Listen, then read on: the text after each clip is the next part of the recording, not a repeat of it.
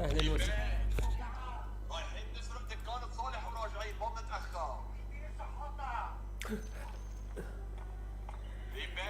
You cannot ask for anything better. This is a dream Phoenix game. You get the lane matchup, you get the scaling matchup, you get a game where no one is going to hit and kill this egg. Yeah, you can disrupt heroes, but you disrupt them under the sun, they will come out into a world of pain. I'm really excited to see what he can do with this hero. It was a sick haul on the panel by Misery. I think 33 was probably debating it because, yeah, it's not the most traditional 33 hero. No. We don't think of Phoenix when we think of 33. He's right? only played it 20 times in his career. Yeah. But it is one of those heroes where when you get a game for it that's this good, you just can't turn it down. Right. And couldn't resist. And I think it was the correct pick. Like even if you go out here, at least you know you get the right hero in that last spot to put as much pressure on Liquid as possible. مرتين على بلاش في من زايد. صحيتي They kind of didn't care what Tundra threw at them. They're just confident in the scale of their tri-core. I think the most pivotal point in this game 3 draft-wise was the support pickups. Liquid gave Tundra their Tiny. This is like the last support hero I think I ever would have given them. A TI in a game 3 on this man right here, who has won a TI on this hero. And at the same time, you gave Liquid the Shadow Demon that I think was maybe the most influential hero in that late game in game 2. You gave it to the old man in Insania. You did.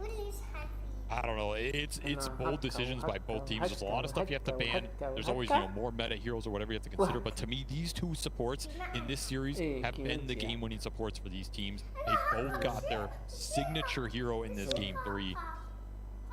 And Tundra, they will not claim First Blood, but they will strike First Blood. They do manage to find a ward early.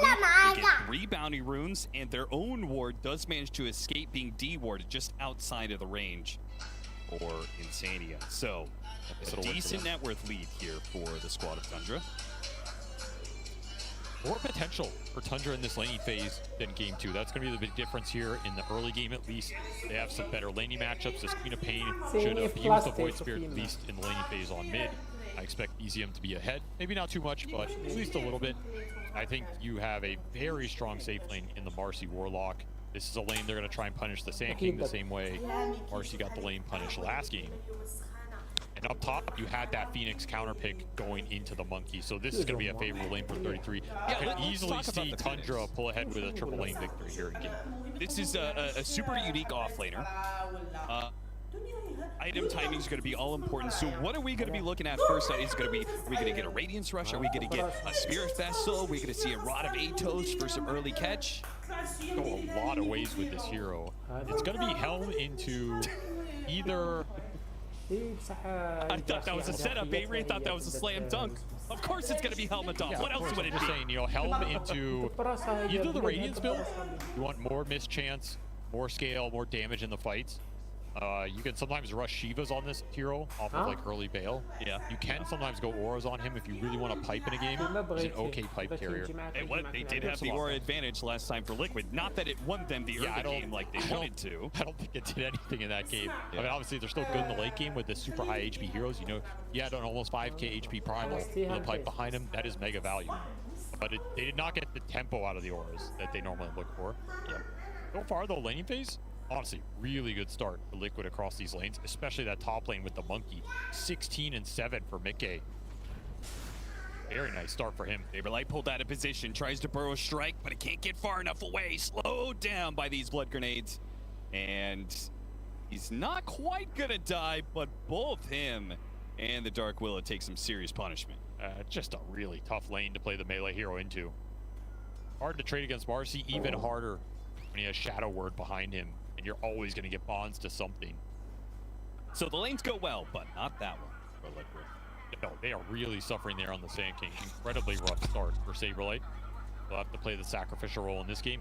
And I expect this Phoenix and Quap lanes to pick up steam here. Yeah, so good start for Liquid, but they're going to have to weather the storm here in the early game for sure. Yeah, once you get level 3 on Phoenix, things really start to change. You get level 5, and Phoenix can pretty much solo lane. And you always got to remember that built-in miss chance with the hero. Yep. A good Phoenix will make you miss. Yeah. Huh? So far, Mickey hasn't missed much CS, 24 and 7. Top of the CS board, uses the Boundless Strike to secure the flag bearer. can't get the range creep, this will just kind of continue. He will inevitably forced into a situation where the Phoenix is going to be able to make him miss one of these last hits, whether it's through the mischance or a deny. Actually looking for some sort of little wraparound mid. ها قالت لي يعرفهم وليدي. You all in the queen here? ايه قالت لك يعرفهم Deny some water وليدي. runes out for BZM. That would be big, and they will do that. I mean, it's kind of the only way that Nisha can weather this storm, right? Because though it is not BZM building up Dagger. He is gone 0-2-2. Makes this lane more tolerable for the Void Sphere for sure. Just gonna be a farm lane basically, especially after that water rune loss. So BZM not gonna be able to extract a huge amount here. Yep. The dust picked up. They're gonna go for the kill on Saberlight. Still, first blood is available, so it's not just killing the Sand King, but being able to get the extra. Effectively him killed. He's gonna be low net worth out of this laning phase. Can't stand his ground against the harassment. Lowest CS of all the cores.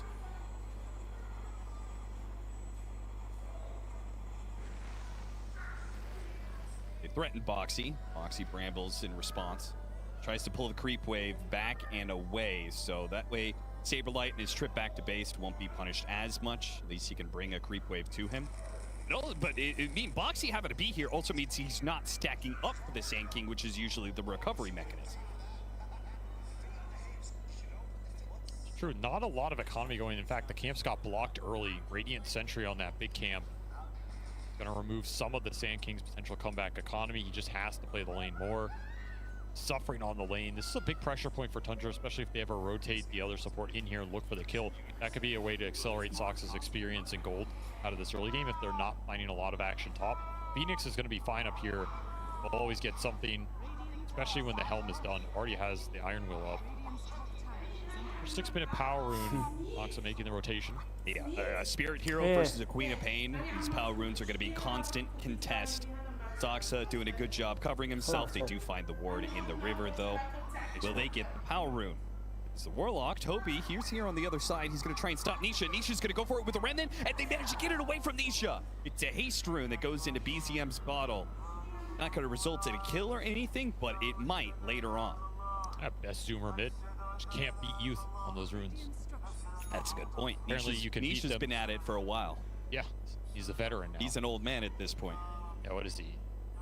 24 or something? Yeah, the incredibly old age of 26. Time to retire from time. Yeah. Barely believe he's still playing. Good pressure on the tower here with the siege wagon. They'll get some extra damage and some extra denies. BZM back to back. Nice little value. What'd you make of the Marcy being taken early by Tundra? And then Liquid in turn grabbing the Sand King, which has lost all games in this series. The Sand King has looked good, but it has not won. And I think a lot of games the Marcy has looked okay, but it is winning. What is this? BZM with this haste rune. It's gonna try, but disruption, it will keep him out of the shrine area just long enough, and Toby will be abandoned by his mid. Left to die. Saberlight will finally claim first blood at 7 minutes. 7 minutes for what? Chrysalis fighting back against Nisha here. Astral Step got him on the Remnant, pull back though. Nisha has to keep his distance, still has to dissimulate, but this ultimate makes Chrysalis so dangerous. Saberlight threatening the epicenter here. Still gonna go for Chrysalis? Nah. Chrysalis, I mean, he could just rebound away. There's no way you're gonna catch him. Yeah. You have to be careful about taking fights like that if you're Liquid, if a large bonds is available. Like, you get bonds into the Sonic Wave or Avalanche, Egg, stuff like this. Incredible bonds lineup for Tundra. That's their big clump punish. Whereas the flip side, you run into, you know, Sandstorm, Epi, Wukong, Terrorize, you're not going to have a fun time either. This meta is really just evolving into a mass teamfight meta. This time, BZM does not blink into it, and so Nisha will get the regen. It is a lane win for Tundra. Not as severe as I think it could have been. I think Liquid played the lanes pretty well, particularly that top lane. Mickey got a lot up there. Still hanging out up there as well. Yes. You have Supernova available. He did just get his 6 recently, and you could see they're going to make the rotation to shut him down. Exactly what you want here. If Mickey sticks around in this area, he will die. Yeah, you really have to be careful of getting your tree cut here. I don't want to give extra kills into this Phoenix, who's going to have a good matchup against you for a long time. This will be a quick tower down with the early helms here. The early skeletons as well. Okay, Wukong's command, because BZM blinked up here, so Mige knows it too. He's just gonna get this pick off. He is. Nisha arrives in time with the step. BZM, he had no idea that he was blinking under vision. That is a freebie for Mige. Avalanche goes out with the epicenter. Ooh, okay, trading out supports. Chrysalis also takes a lot of damage. He has to TP away. Chrysalis cannot stop the TP. He'll get to sit in this lane. More gold for Crystallis. At least Saberlight getting some recovery gold here, and he does have a couple stacks waiting for him. Not as big as it could have been with all of the Sentry anti-stacking technology Tundra invested in. But it's something. Oh, they're going to smoke to it. They want to take even more away from Saberlight in this early game. Yeah, it could be a massive hit. Saberlight, he'll back away as he's already cleared out the hard camp. Some of the Ancients are left. Saberlight, he doesn't want to give this up, but he might just give away his life. Oh, so close. A Sonic Wave Scream is not quite enough. Soxa is still looking for it. BZM, toss, a blink, but neither will be there to finish him off. It feels rough for BZM. He wanted something out of the Sonic Wave. Looks like he's losing a bit of ground. At least he can content himself with taking 2 Ancients. And look at the buildings fall. Yeah. Chrysalis picked up the kill in the safe lane. Solo, he's pressuring bottom tier 1. Other Helm is going into this tier 1 mid. Tundra bringing the heat in this game 3, trying to play a fast tempo game, take over the map. 33 wants to put this supernova to use. And if you do not come contest the towers, then it'll just be another one to fall. 33 gets the last hit on that one. He is second highest net worth. He's only behind Crystalis's Marcy. The early pickup of Tundra seems uncountered for him. Really strong laning setup for them. They got 3 towers down around that 10-minute mark. A lot of space to work with. They can be the ones to invade Liquid's side of the map this time around, take away those farm, prevent the Sand King stacks. Recovering Saberlight's game as even more pressure going into him. Tosses him out of his Sandstorm. He's got another Sandstorm, and there's no core here yet. Oh, the Phoenix is going to ride Sub. They have to get this kill on Soxa and get away quick, and they're not quite getting it. The heal comes in. It's going to be fine for both sides. I feel like this is going to be the MO in this mid game. Like, you try and take some fights as Liquid, and if the Phoenix shows up, nice jump, Chrysalis. Get out. Toss some Mige back into BZM, and he just will not be able to jump into the streets. Or maybe actually the distance created by the disruption. He trickery tries to dodge, but he still takes the damage. That means he won't be able to jump into the streets and escape. Warpine Raiders just owning today. I mean, if you have Warpine Raider in your fantasy, you're cooking. It's true. If you have the troll or the skeletons for tower damage. Holy moly. 2,000 net worth lead for Tundra for this laning phase. And we haven't even seen them put their team fight to use. Still don't have level 6 on Toby, but we haven't even seen a supernova. 33 has been able to keep Liquid back just through his presence. We probably won't see one in this early game because the thing that brings Tundra's lineup together is like the tiny blink and Marcy being able to get in there. That's kind of your only catch until you get later hexes or something like that. So it's kind of hard to use the ults and lock heroes in the vicinity. Have more control later. So you're saying it's a game of cat and mouse, except this time Tundra is going to be hunting Liquid around the map, and Liquid's going to be trying to split. But the thing is, I've never seen a 33 team play to hunt hero. And I feel like I've very rarely ever seen Team Liquid not play to fight in the early game. So they're just probably going to get Sand King Blink and then look for those fights. But yeah, his game has been the slowest, so that's what's hurting Liquid's pace right now. They also don't have any Helmet Dom, so how can you even rat without that item? How can you play Dota? I don't know. Liquid had 2 of them last game. We said it. 2-1. That's why they won.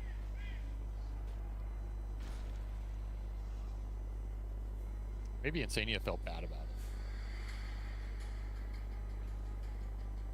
I would Insania. A wholesome guy. He's like, I want to win, but I don't want to win that way. Yeah. That's what he told his team. Exactly. Screw the millions of dollars. I want the moral high ground. You know, I mean. Well, 33 is a more ambitious man. He doesn't care how many Helmet Doms he and his team have to build. He is trying to be the 3-time. This could be a huge grab on Crystallis. It's going to have to be well executed, though, because he can just hop over the cliff. You pretty much needed perfect execution. You had to like disrupt while he was midway through. Oh, Oh, the golem drop on 3. That's nasty. Fatal bonds on the 2 of them. Somehow They got stomped. the Centaur just comes out of nowhere and stomps them up. They'll still catch Mickey. They'll still catch Insania. As Crystalis rebound, BZM on a blink. Yeah, he's Insania's trying to juke through the trees here. BZM finally gets the blink necessary to get the kill. Takes a little bit longer, but Liquid actually get 2 shrines for that. A nice little pickup from Nisha. Oh, Nisha's out of resources, kinda. Wand. He has wand. He doesn't have any steps. He does have a dissimulate if he could get into an area. I mean, this would be the saddest death of all. But yeah, I mean, he's being corralled in here. He's gonna have to juke them. His way is being cut off by the Phoenix and the Quap. 1 step is up. Gets a little bit of distance, but not quite enough. Crystalis, he's gonna run him down soon. Can he get off anything here? Oh, the tree cut is gonna be used right as the tree cut. Mickey, he's gonna try and run out of the AoE. Nisha, not as lucky. He gets hit by the stun. He'll burn out. Mickey, despite his attempts, may even die for it. He jumps into the trees, turns around, found the strike, but Insania will be run down a second time. He gets off what he can. Can Saberlight go for the punish here with the Epicenter? He's gonna try, but he's going into a blade mail. An Epicenter, frankly, just doesn't do enough damage for Saberlight to threaten this BZM Quap that is level 11. A nice Dominator usage from Tundra, getting some Centaur stomps in there after the Centaur stopped them. Got to get around that, but what a sick chase down. I think Liquid expected Crystalis to commit to the bit. He saw it through. Not only do you end up killing the Void Spirit, you waste a lot of his time. You run him around the map for a minute. Yep. And you end up getting the rewards. That means Nisha falls farther behind in this early to mid transition. He's just not found a lot on this Void Spirit. 1-1. Didn't go the vessel buildup. He's going straight to the Ags. This build can feel really clunky when you're not getting a couple of kills to boost it up, because you have nothing to contribute in the early fights. You're just trying to slowly grind your way to this item. That can be a painful process while Tundra are running around, taking towers, finding kills, continuing to scale up. Yeah, Tundra are punishing you heavily for this lack of fight in Liquid. 6,000 net worth lead they've claimed, and everywhere you go, it's Tundra heroes pushing into Liquid side of the map, and Liquid conceding. It's such a weird game 3, because in game 2 we saw Liquid make a tempo adjustment. They went to Helms. Quick kill on the monkey. He's gone, I think. He's got the dagger on him. He's going to be taking constant damage. A tree throw to make sure. Nice find. And the shield rune, BZM was willing to dive that tower. Meanwhile, Liquid tried to do something here in the top lane. 33 responds, burns out the mana. Nisha. GP's coming in. Yeah, this Nisha actually needs to start running. He's got to get out of here. This mana burn is really killing him. Insania will be the one caught up in it as Tundra continue to sweep back and forth between the sides of the map. Nowhere is safe for Liquid. Such a fast game. And what I was saying is, this is what we saw from Liquid game 2. Get the Helms, take all the tier 1s, run them off the map. They had troubles catching that game, but they did build a lead. Tundra are like, well, that's how we should play. And they're just running it back. And Liquid, I feel like they do have great late game, and if it goes crazy late, you know, who knows? But I don't feel like there's that same kind of impending threat that the Faceless Void was given. Well, to be honest, that Faceless Void fell off for a lot of the hard save. Yeah. Like, he had to play against double saving support that ultimately came through in that late game. Really weird things can happen in the ultra late game in Dota nowadays. But I will say that Marcy scaled incredibly in that game, and there's a reason Tundra first picked it here. And since the Blink Dagger pickup, we haven't seen Liquid actually get a kill, right? Oh, we have not seen them get the Sand King involved in something productive. They're going to smoke him again as the move's coming from Tundra. That's the Blink Dagger for Sox to bought out. So even if he dies here, he won't. He got his initiation tool. That's a big win for Tundra. Pretty nice timing here. It's the wealthiest support out of the phase. And an Arcane Rune for BZM. Right as Liquid leave the area. Failed smoke for them. Yeah, Quap getting free power runes every time, it just feels like Liquid will never be able to fight, at least for the foreseeable future. Especially Pipe on 33. He opted Pipe first. Gonna maybe go Boots of Travel. Or more auras, even considering Drum. This is going to be early auras on the Phoenix. Their 5-man is going to be insane. With an uncontestable egg plus auras on the hero that you can't really all-in or contest. Not sure how you take fights right now if you're Liquid. You just have to dodge. Noxa knows Nisha's around as that Watcher was taken. Nisha double steps. And he's got a TP away. Soxa, any way he can get around this and get the toss? No. Nice play. TP's top to continue farming. Just gotta try and get this Ags up on the Void Spirit. You're not a factor until that's online. Yeah, you need to not just survive, but you can't just TP back to base every single time. You're losing way too much ground in the net worth battle. Guess who's back? Troll Summoner. 33 will immediately use it, cut the wave, and very soon there will be pressure on the tier 2, but it also means that the Tormentor, creep wave pushed in, Tormentor is probably free for Tundra. They don't really see how Liquid, one, put the team fight together to take it, but also have the map position.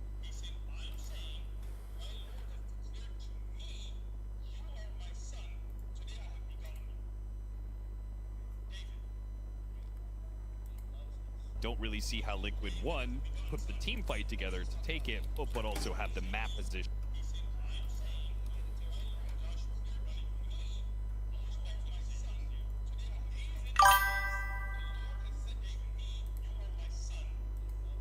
Don't really see how Liquid, one, put the team fight together to take it, but also have the map position.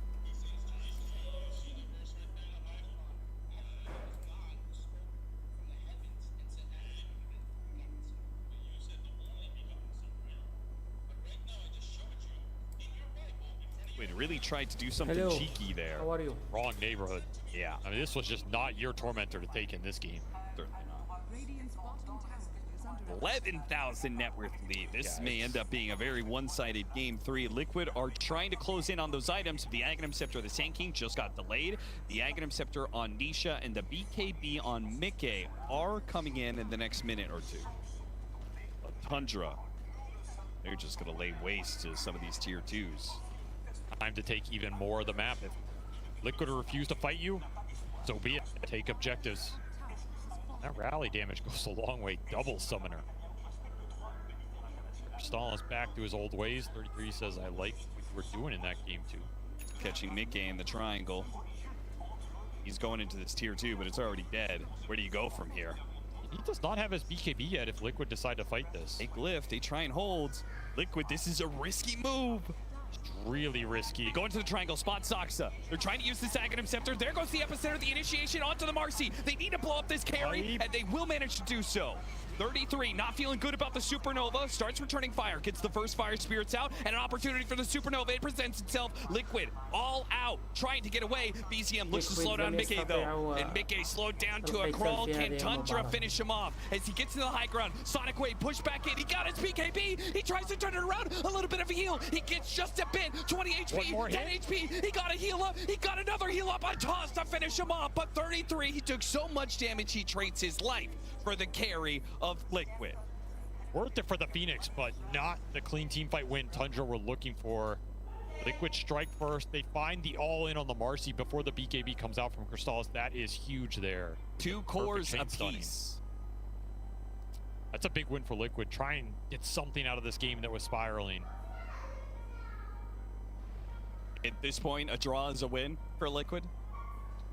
Considering you didn't have the monkey BKB at the start of that fight, yeah, I think so. Like, you were behind on a lot of effective net worth going in there, and we saw how effective the pipe was at almost saving that Marcy's life. Oh, yeah. Like, it took a lot to get through him here. They popped 3 different ultimates to kill him. Terrorize, Wukong's Man, Epicenter.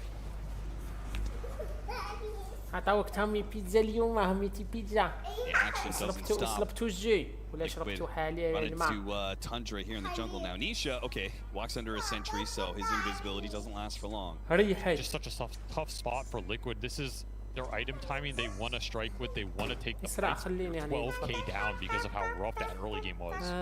لا أظن أن تيم ليكويد يستطيع العودة في هذه المباراة.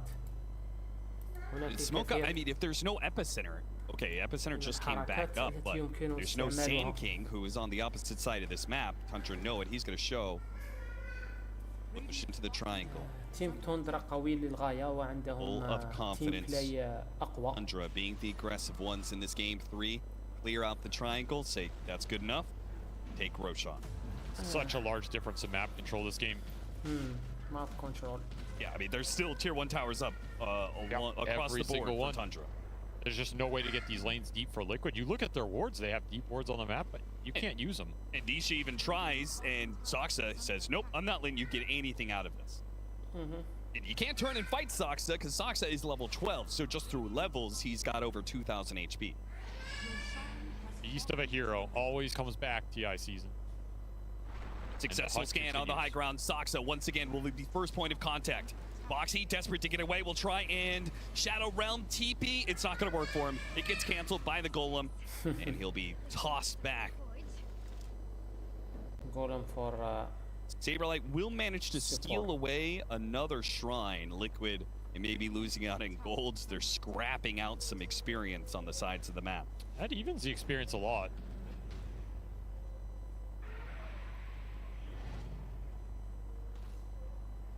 Despite the mobility of Nisha, it feels like he is always on the edge, maybe dying. Always limited on steps, limited on mana. Tundra have done a good job just hounding him around the map. Yeah. Just can't farm freely, can't get these lanes in. You have all these tier 1s to TP2, you have the early bots on the Phoenix. Tiny can just run around and hunt with Dom creep support. Really tough to get these lanes out right now if you're Liquid. They're trying to hunt something. But there you go. Phoenix TP's up here. We got to bail on this play. Just so hard to gain any map control right now. They can't farm. Lost your outpost early too because the tier 2's going down. Insania, one more creep for a blink dagger. It was almost one too many. Chrysalis was setting up for him. Instead, we'll get Boxy bursting down before the Shadow Realm, and that's the gem. I thought he was safe with the ability to Shadow Realm plus Glimmer Cape as those Tranquil boots disassembled for extra regen in the realm as well, but none of it saves you if you just get jumped on. Might see a very early high ground here. Yeah, why not? Avalanche into toss back. Would have been a pickoff. Yet another one, but fortunately the Sand King had for a strike up, but the tower, it's already half HP and the Siege Wagon has just gotten here. 3 minutes left on the Aegis. Liquid. There's Sand King Ags. It's gonna have to do so much for them. He managed to get the initiation. They're gonna blow up the Phoenix. They see the Phoenix. They want this team fight out of here. Now Saberlight takes a lot of damage to Chrysalis. A blink disruption from the Shadow Demon. A Sonic Wave to cover it. As he comes back into play, he's gone. Both offlaners are dead. Liquid, they'll get the holds here, but there's still the threat of this Marcy. 2.5 minutes on the Aegis. The 4 versus 4. He just finished Daedalus too. This is a lot of burst damage, even without the ulti, which guess what's coming up in 7 seconds. You are not out of the woods yet. Liquid were not ready for this tempo out of Tundra. No, they weren't. And just showing that they can play both sides of the coin here. But if they overstep themselves, that's going to be the first life. The Golem gets dropped. It didn't really hit much there. Dissimulate from Nisha, dodges some of it. Boxy with his Glimmer Cape. Another disruption save from Insania, but Chrysalis will stick around, and now the Phoenix is back in with his Boots of Travels. They won't be able to stop that. It's 5 for Tundra versus the 4 of Liquid. 1 lane of Barracks is gone. And Tundra, they almost look like they just want to keep this going. I mean, why not? You have almost 20k gold lead. You have sustain. You have an early Solar Crest. Just keep hunting. Keep pushing the lanes and don't give Liquid breathing room right now.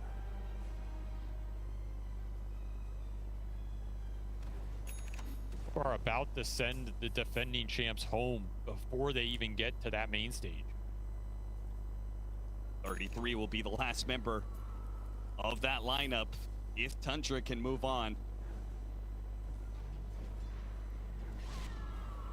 Look at that lead. Surprised it's 25%. Where did you give that 25%?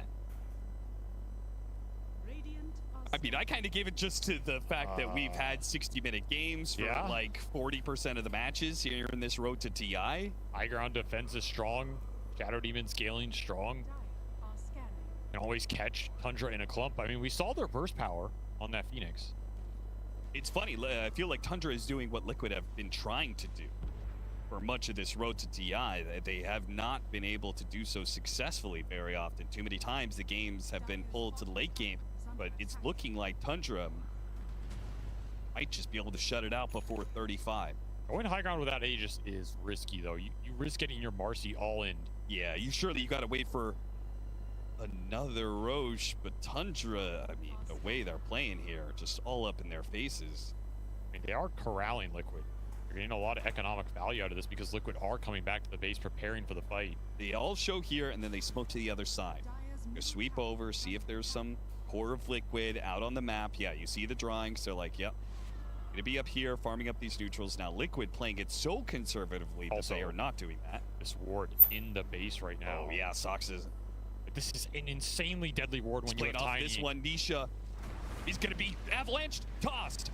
Can Chrysalis blow him up? He tried to go for it, but it got silenced. Didn't get the grab on him. Instead, he one-shots Boxy. One shot for the support. That'll do it. Is Marcy the hero you need to break the high ground? So much of this burst damage seems to surprise the opposing team. It almost got Liquid an opportunity in game 2. It ended up going late. But now, Tundra showing they can do the same thing, but perhaps better. Just gonna be another lane without a fight. Another toss-back opportunity. Chrysalis, oh, this time they get the silence on Nisha. He gets to assimilate off. He jumps into the Phoenix, and a Yule Scepter goes off. Can he get the step through? He steps through 33. He goes backwards here, and he's going to have to play for the buyback. Meanwhile, slowing down these heroes, Demonic Purge on Toby, who is in pretty deep. But if you only get the 5 position, that can't feel good for Liquid. Terrorize being threatened. Supernova gets used. Mickey pops BKB. Chrysalis. Too much damage. Though. They get the kill. They protect the 8. They take out 3. And that's a die back on Boxy. A silence on BZM, but he's not afraid. Gale Guard, Blade Mail. He is extremely tanky. 2 lanes of barracks down. 1 more to go. Tundra. A knockout punch to Liquid in game 3. They just blitzed them. They found the tempo. They brought it to Liquid. They said, we can play your game. Saberlight buys back, but for what? You've got no epicenter. You're in an awkward position. They got a silence onto the Phoenix, but there's no Supernova. There are bigger threats in this game, and you can't even kill him. Who's too tanky for you? Megas. 1 base left, and that's it. Megas at 31. Burrow Strike on 3, but the pipe goes out, protecting him from most of the magic damage both Saberlight and Nisha can do. They simply cannot do enough. It's Megas for the foreseeable future for Team Liquid. For the rest of their road to TI, they will have to play against Megas, and it may not be a very long road as Tundra, they're going straight to the tier 4s. They want to take out these heroes as they trickle in one by one, try to protect Nisha. Oh, but they got the silence on him. Now though, another die back, a toss over. Mickey's dead as well. Liquid are gone. Liquid are out of the running to TI, and it's going to be Tundra who will move on. Despite the odds, despite the last-minute stand-in, Tundra find a way to take the defending champs out. In a very dominant series from them. They won this early game in the game. تبا هذا هو الوقت. الصالات، نذهب إلى الصالات، بعدها نعود. حاليا العياك شغل.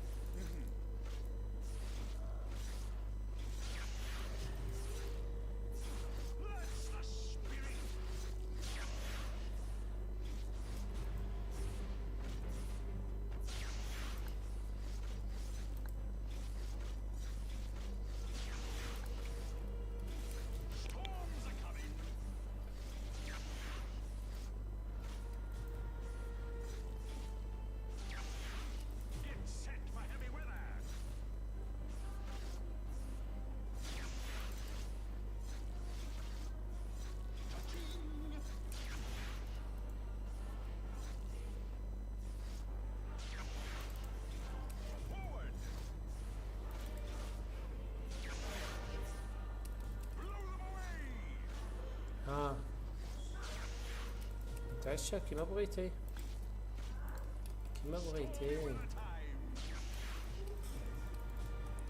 انا نبغي واش تبغي، عباد بلي نبغي.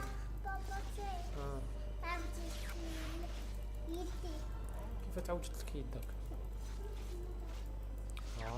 كيف هكا ديري؟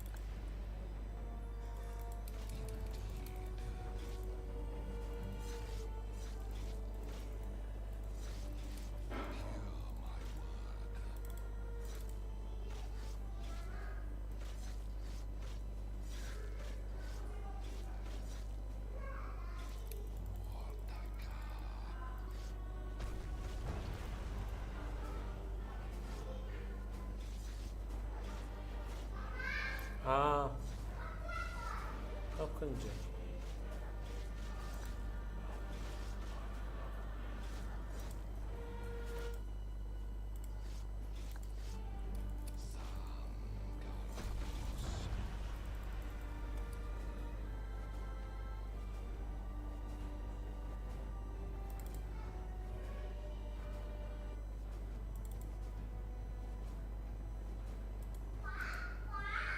شنو يا بنتي؟ دوكا نجي.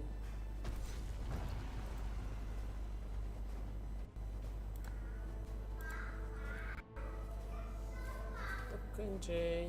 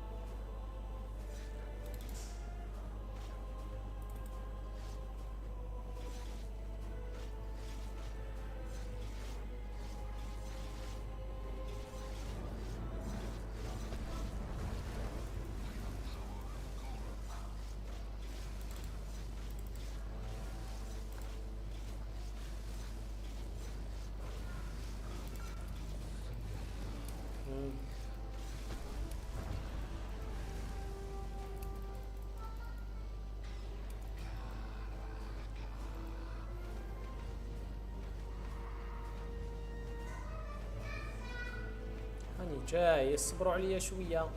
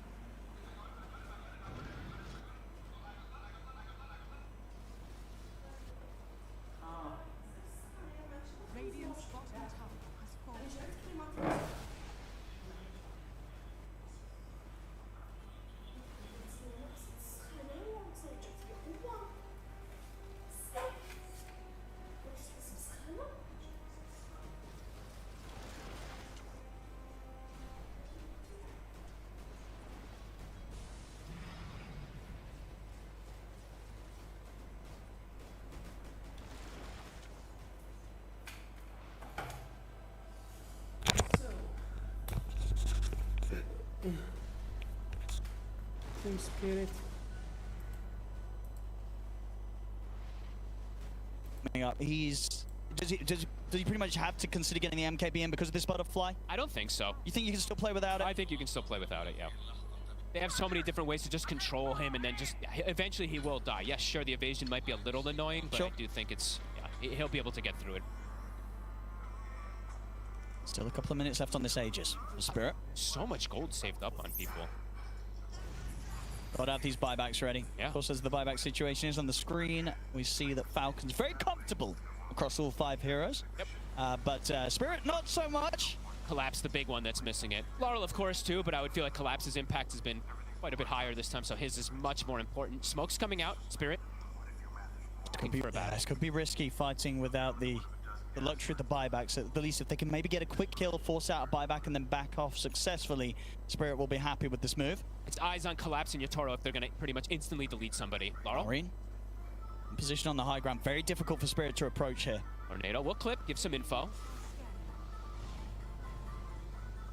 Which is well worth noting. Last cast, Snaking. guys. Don't always see it, but the Hurricane Pike on the gem, ready to deal with the Sprouts. top. Not going to be able to deal with that, though. Yatoro TP's in. Tears him apart. Murray's able to get in on top of them with the Burrow Strike. Yatoro will go down the once. The buyback will come out straight away from Snaking. Skeeter set up in the air for now. Collapse moves in with the BKB, stays on top of Marine. Yatoro, he wants to get out of here. He's going to BKB TP out of the fight. He cannot risk losing that rapier, so he'll bail out. Miposhka will fall. If they can get everyone else out of his Spirit, they'll kind of be okay with this. Collapse. I mean, so they look for the fight. They get a kill. They get a buyback out. It's not a huge one. It's just Snakings. See if Rue. He's actually out as well. Wow. Just before any sort of stun comes back online. So all it cost them was the Aegis and a death on Miposhka.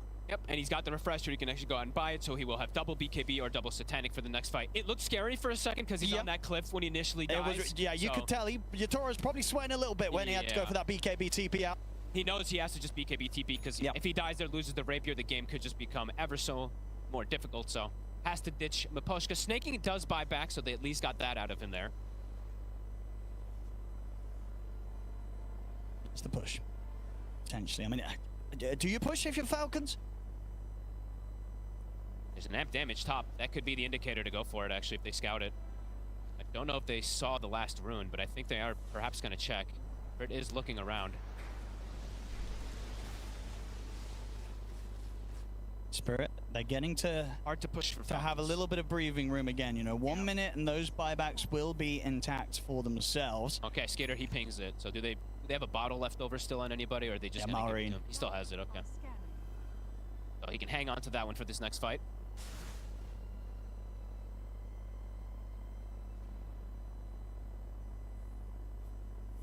Try to keep track of snaking if he does use this upgrade to Hand of God as well too, since we don't really get to see it too often. I think that perhaps is why they jumped him super early on, since it is that new one, since he channels and makes everyone debuff immune around him. But it's a pretty wild one. We'll see if we actually see him get it off, because heroes are dying in a fraction of a second.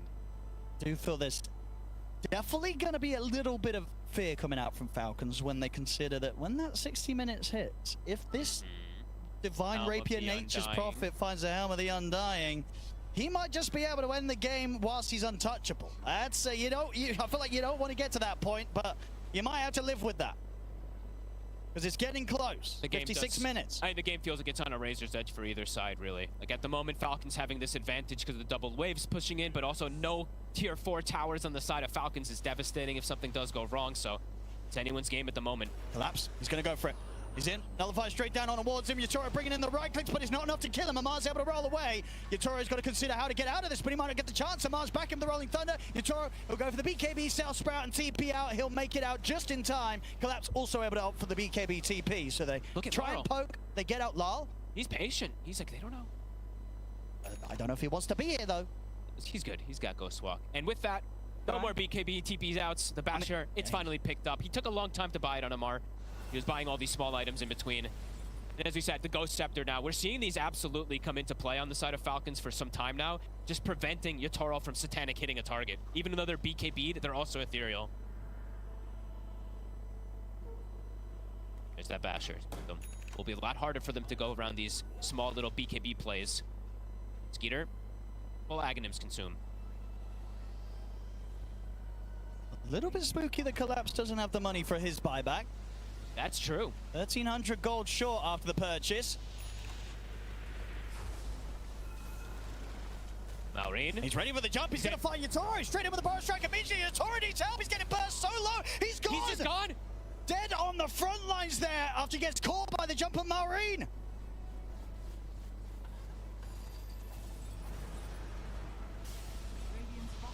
So here, round two. Get the jump forward. They get the stun in onto a mark. Crush to follow up.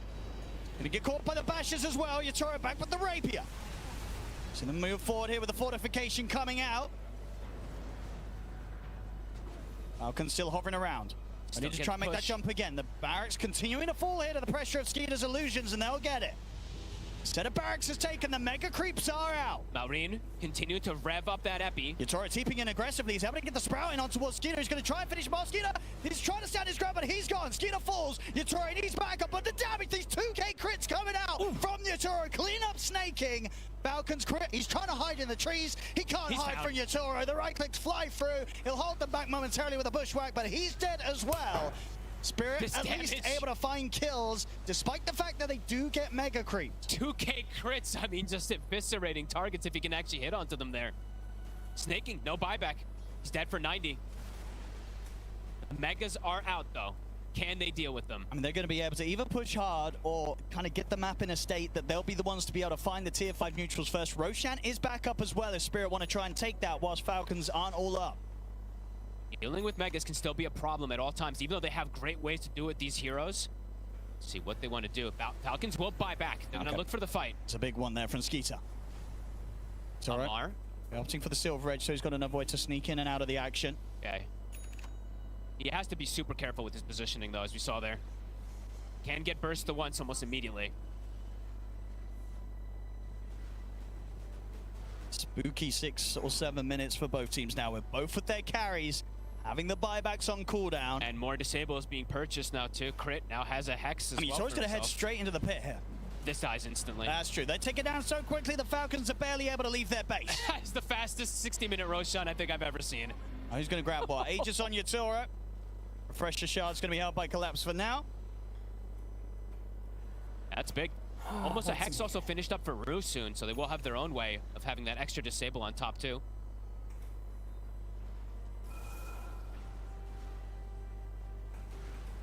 How close to it be?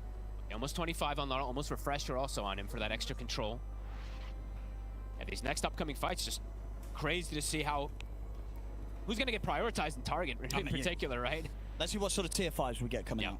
As I say, if Yatoro gets a Helm of the Undying, I've got to imagine that's got to be the best thing for him, right? Yeah, would definitely imagine so. And we did see there, I pointed up our observer, of course, he's been selling and buying back items. I was going to point them out, but you guys can see it. So BKB sold and bought back in that last fight. Who gets what? See what he finds. Another 60-minute game. Absolutely crazy to consider how many of these games we've been having so far. Just on the road to the International alone. Look at that one. I mean, Collapse, he'll find the first. Okay. That's a big one, too. Yatoro, what's he got? Doesn't get the Helm of the Undying. Probably but he got the Regalia. He's still taking that over the Spider Legs as the carry. I mean, how all in do you want to go? Does he want to go Regalia plus Audacious? Yeah. Or do you want to get kind of some movement speed online? I could see him take the fleet-footed because he has no booties. But we'll see. Up to him. The eye of the beholder. Which one does he want? How risky does he want to be? Choices here for Yatoro. What would you choose? Definitely not the movement speed one. Movement speed doesn't mean damage, so... Well, it probably does, actually, technically. But yeah, no one wants to take movement speed. Maureen, he does get the big one also. Maureen gets the Timeless Helm, so he's got crazy spell amp. Plus That's it. We're getting a few helms coming out. Oh my god, we have so many helms. He takes the Audacious. Yeah, and the Regalia. All in on the damage, Yatoro. Here we go. Look for this damage. This is going to be insane how fast heroes die. He also will die quickly, of course. Sure. That bonus damage he's going to be taking is pretty crazy, especially in terms of this game. But I think if he gets caught anyway, he's dead, right, as we've seen. And imagine Skeeter. I mean, he's got Regalia or Helm of the Undying, surely Helm of the Undying is just superior, though. I think so, yeah. Especially when you see that the enemy carry does not have a Helm of the Undying. And he does take Boundless. I kind of assumed that he would, too. Boundless is actually going to be pretty nice for him, actually, also for his cast range. The Sunder cast range is going to be massive. Could catch people off guard. Okay, these fights. How the buyback's looking. Still on cooldown right for the carries. Yep. Snaking finds himself the Wise Book of the Dead, so he's going to get that Wise's experience, right? Yeah. I mean, this is the thing though, Spirit are definitely going to want to try and do this whilst they have the Aegis on Yatoro and they know there's no buyback on Skeeter. See what they can find. Heroes are going to die so fast. Remember, this Helm of the Undying could be completely game-changing who they find. And Amar, they're on the high ground. Marine's ready to get the jump in, but they've got eyes on him. Collapse makes the jump straight away over towards him. That's him gone. They kill Marine off. That's the Helm. Turn the rotation over towards Amar. Amar, with the Rolling Thunder, though, will be able to keep his distance. Marine's got buyback available. As the Helm of the Undying comes to an end, he's out for 100. Perfect pick off. Immediately, though, the lanes. Even though they have a Nature's Prophet, look at the lanes right now. Falcons have them in a pretty damn good position. Yeah, that's true. That's a lot of pushing going on with these Necro books. Snaking is going to start being very annoying. He's sending Necro books on one side and creeps on the other to keep the push going. And then Crit also has Necro book too. And they both actually took Wise Necro books, so you're going to see those levels rack up for the supports on the side of Falcons as well. This game is it's going to get long. Crazy. This game could go quite long. You know, there's going to be people tuning in and be like, oh, hang on, Falcon Spirit, 63 minutes, incredibly close game. I thought the Grand Finals was next Sunday. It's that level of game we're getting here from these two teams. But this is elimination. And Falcons just wants to keep increasing that game time, too. That average game time for them just continues to go up. Fleet-footed Book of the Dead now from Miposhka. Wait, how many? Is that 4? Okay, 3 Helm of the Dyings plus a Divine Regalia on the side of it. Ew, look at the neutrals. Ew. What are we? Yeah. 4 Book of the Deads. Helm of the Undyings. 5 Helm of the Undyings.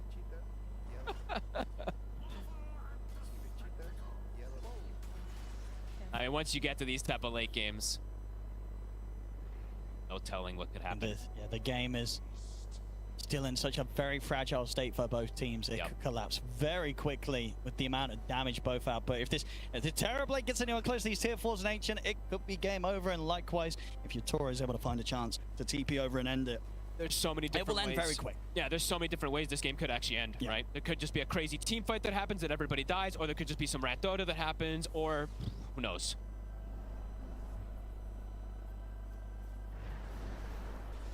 Anything else big getting picked up?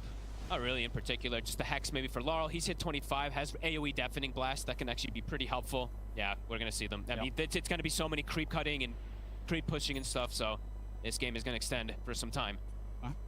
Some smiley faces in the chat. Both of them are very ready for these long games. Oh, yeah, they're pumped up and ready to go in these team fights, both teams. Both teams absolutely powering up with every passing minute here. Snay just having this, he's been keeping these neutrals almost exactly the entire time too, so he's giving himself armor bonus, magic resistance bonus for his team, and then he's doing cooldown reduction for the books and all these other abilities too, so very annoying to play against for sure, as we've seen.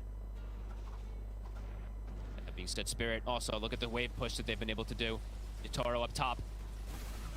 That 25 is going to be quite nice as well from Snaking, right? With the strong dispel. Yeah, and also if with the Aghanims, it's really interesting how it works too. So.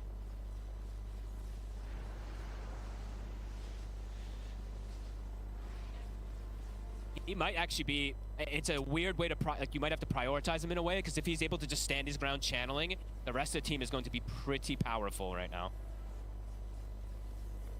Although it doesn't really give them that much, it doesn't give them armor, right? And they're kind of just dying to the physical damage. So. True, yeah, the magic resist not quite as game-changing at this level. Debuff is something, though. Collapse, will sneak in. That's a little cheeky, but he gets away with it. Arcane Rune, always one of the better runes at these later stages. See, you know, with this amount of money, Yatoro should be pretty close to being able to get the Ag's Blessing and still have buyback. Yeah, he's pretty much got the gold if he wants to go pick that up. All this time, too, Amar has been hanging on to a gem. Even though it's 60-something minutes, they need to have this gem on the front line hero, so he has to sacrifice an item slot for it. Not only just because of Rue, but of course because Yatoro is playing with the Silver Edge. He's backpacking his AC so they don't see it also here. They're jumping in. Here we go. Straight in, they get the opening onto Yatoro, but Yatoro's still able to get the BKB off. The Abyssal Blade holds him back for now. As he Collapse immediately pushed back on the supports. Gets to jump in onto Crit. Crit will be able to force back to safety. Collapse has got to be careful. His BKB about to come to an end. Marion clears it with a burrow strike. Yatoro standing his ground against Skeeter. He's healing up, but not enough. Yatoro's dead. The meatball comes down onto Skeeter. Skeeter's gone. The Helm of the Undying buying him a few extra seconds, but he will inevitably fall. Skeeter, dead. And Collapse also. With the buyback, he's going to try and make sure they get more. Kills off Maureen. TP out here from the supports. They'll make it away. But now an opening. 2 cores dead on Falcons. And Yatoro, he's not done yet. He's ready to find the third one. TP's over. Kills off Amar as well. The buyback paying off massively. The Spirit, they're more than likely to push down these lanes and see what happens when they force out the buybacks from Falcons. What's crazy too is that he actually, both times now that he's died, his secondary life is so potent, even without the rapier. He didn't have rapier or divine regalia. Because he just had to go straight for that play. He did not have time to buy back, pick his rapier back up, and go get those kills. And he has the disgraced regalia, right? So he lost the audacious, he lost the 20%, and he lost the rapier, and he was still able to clear out those heroes anyway. So his damage is still pretty absurd even without it. Another Roshan. They'll be able to take that, but surely Spirit are going to have the time here to force out at least 1, possibly 2, possibly 3 of these buybacks that Falcons are sitting on. Here comes the push.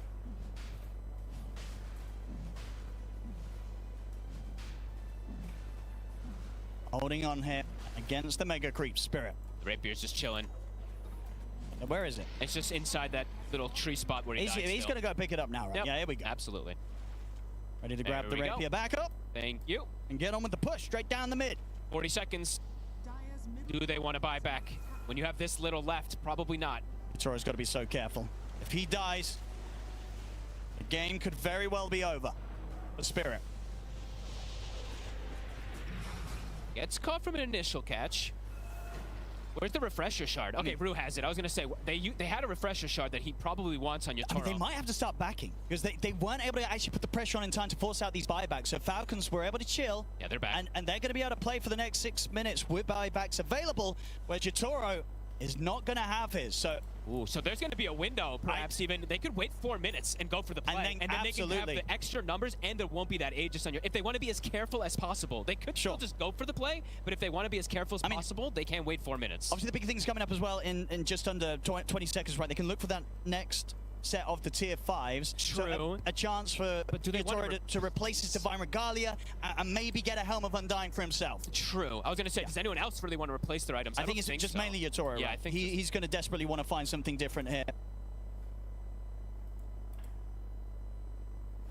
Gonna be very hard to keep track of some of this stuff with Miposhka also getting so slotted. TPing in places like this is a bit spooky. I guess he feels so safe because he has this Aegis. But any time he shows on the map, it's dangerous. Falcons. He's heading up. They're ready.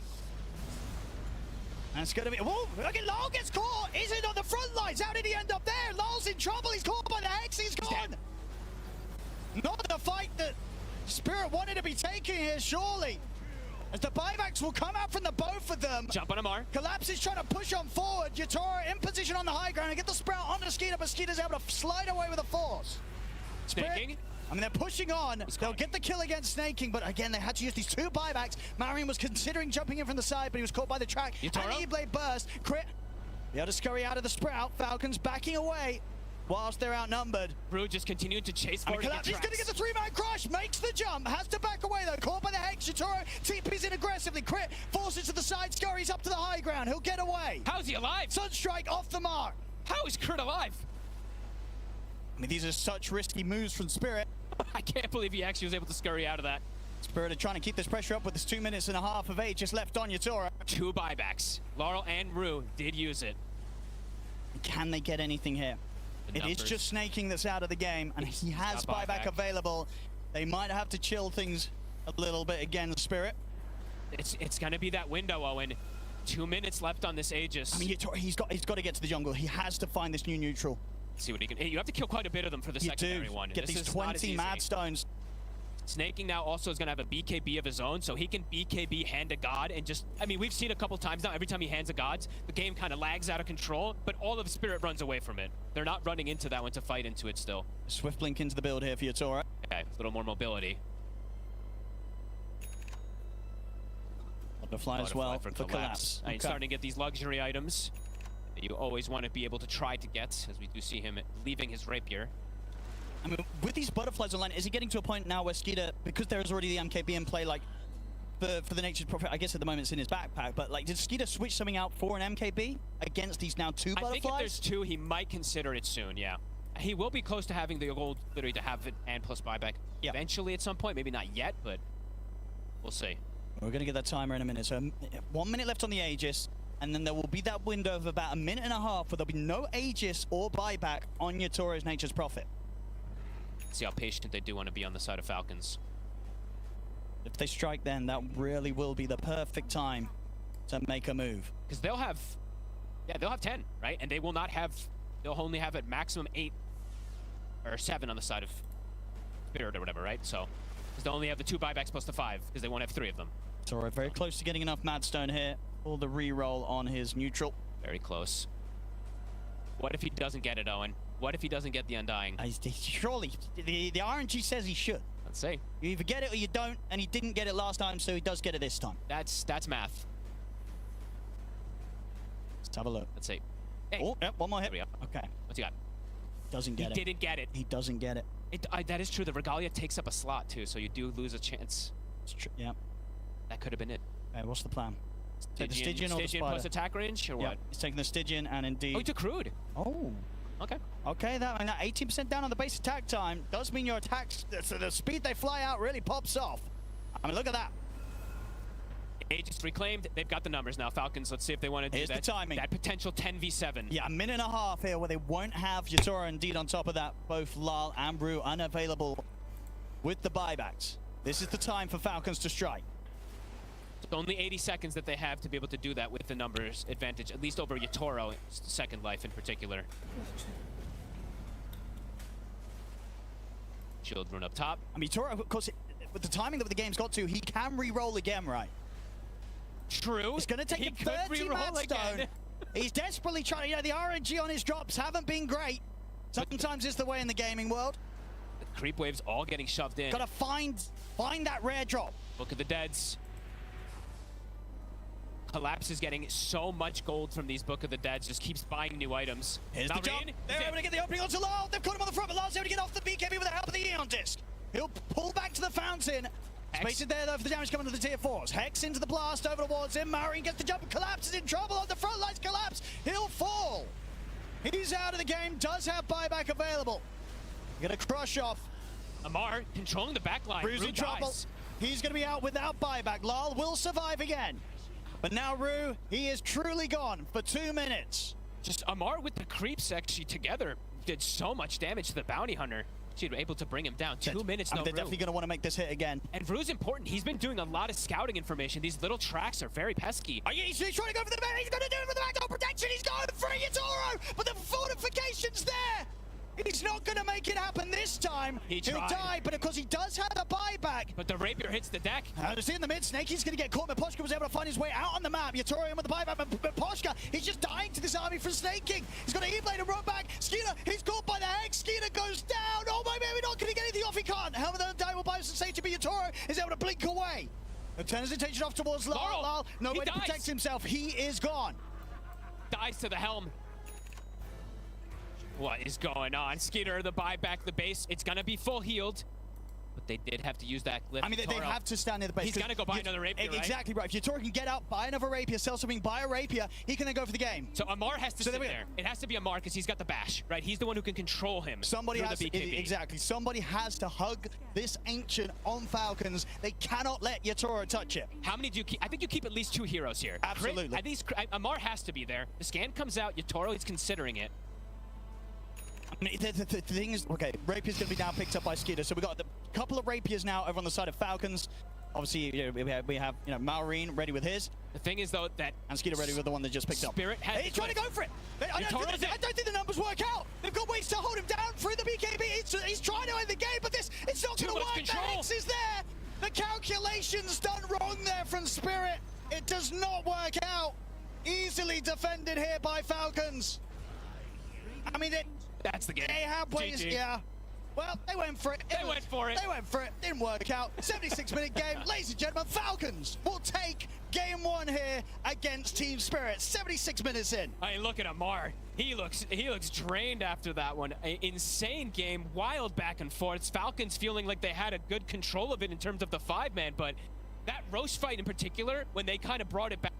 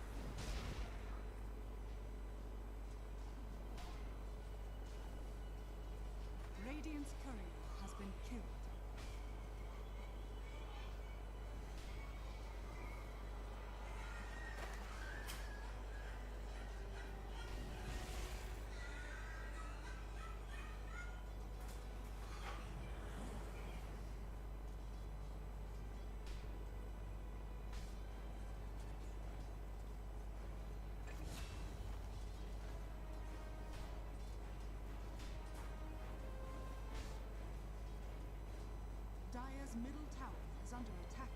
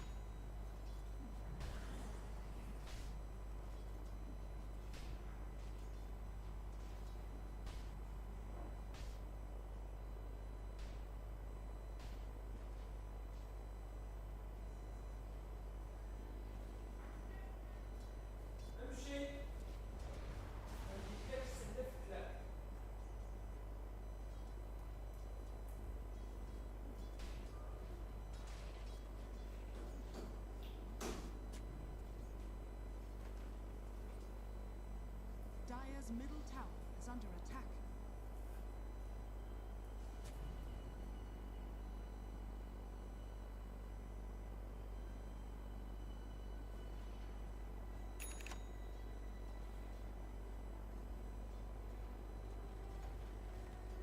Dire's middle tower is under attack.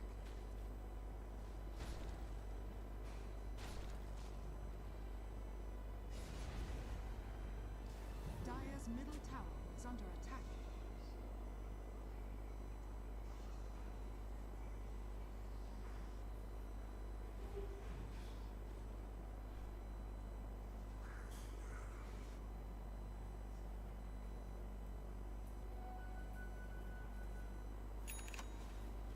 Radiant are scanning.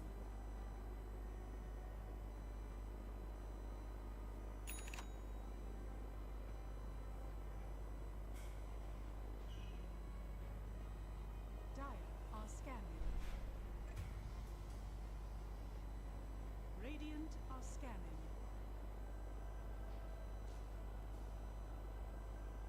Dire's middle tower is under attack. Dire's structures are fortified.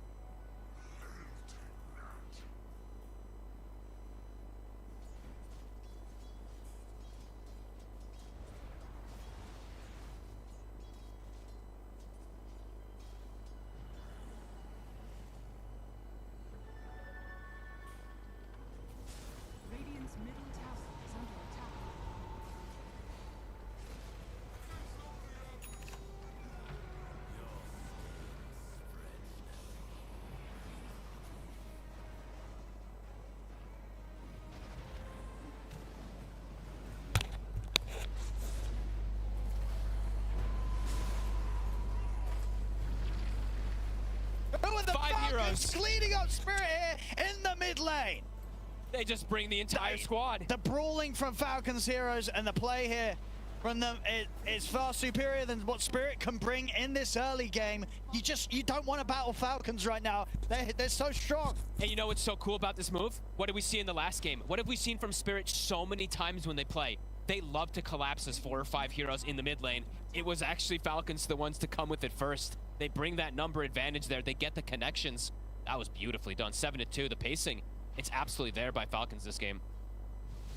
Early item builds too, as you see. Treads, Orb of Frost for the little, you know, reduction of health restoration on Ammar. He's going for Diffusal first pickup. And that Blink, about 1,000 gold away from Malrine. That first move from Spirit to match does get hurt. And we're seeing that greed that was talked about get punished from the early moves from Falcons. So these moves are just going to continue to come out from them. They're So many kind of tower. great synergies between these heroes. Yep, and this tower's just dead. As we've seen, this is what Malrine does, is the sanking. He is a tower pusher.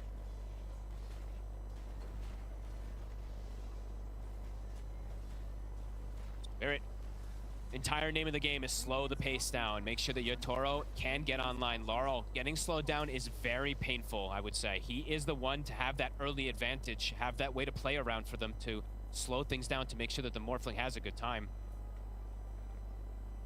Him dying early on definitely hurts them quite a bit. 1,600 gold on towards the Blink Dagger right now on Malrine. Thinking.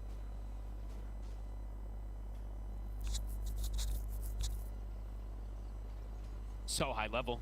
He is almost level 7. Rue is level 4. So the supports on the side of Spirit really struggling.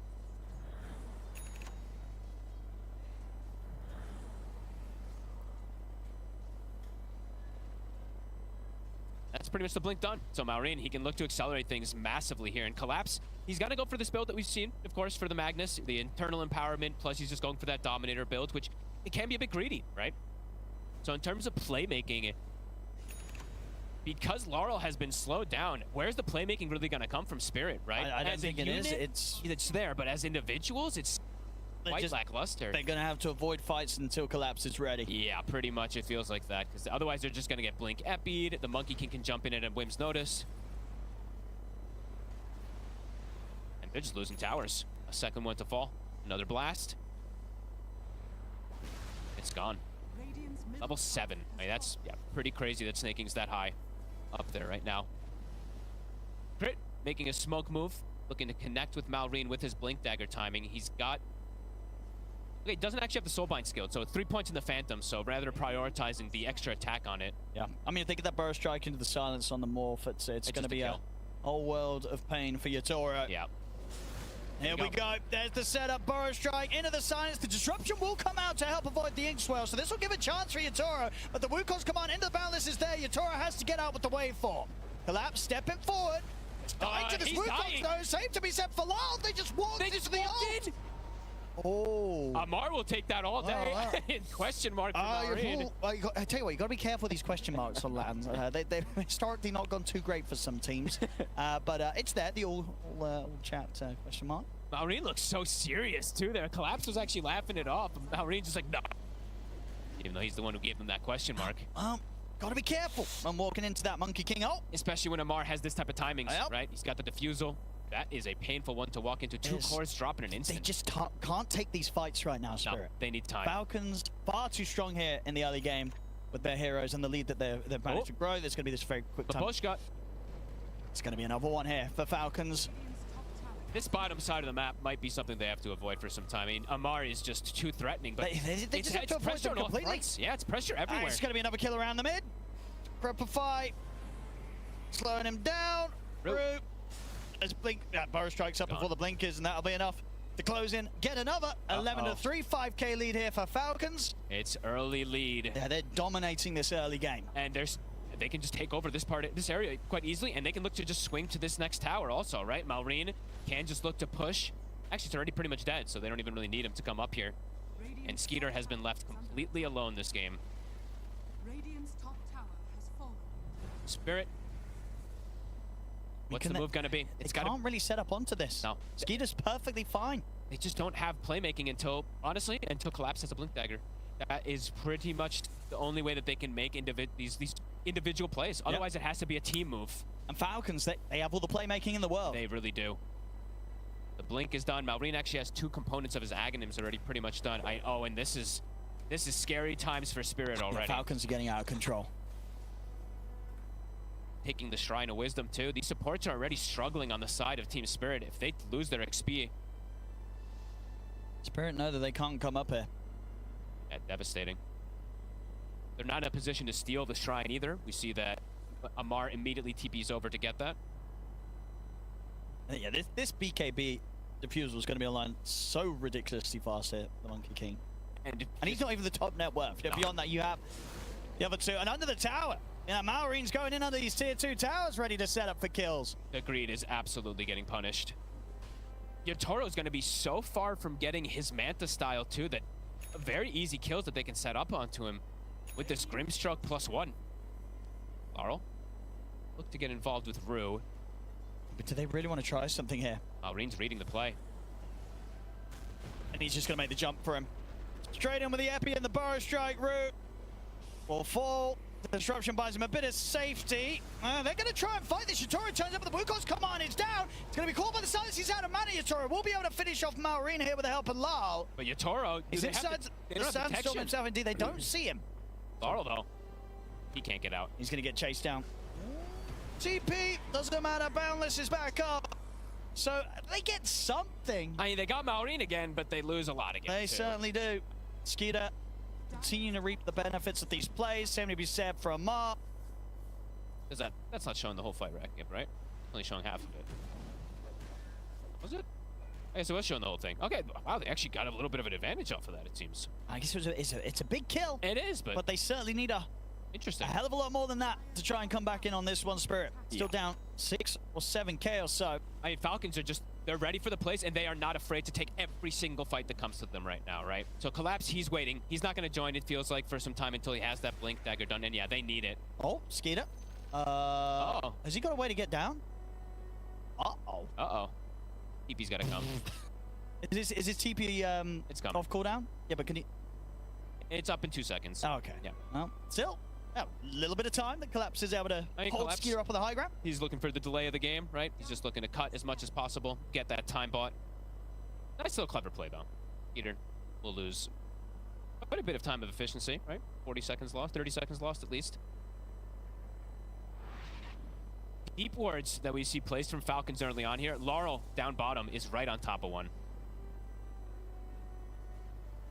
Gotta be very careful.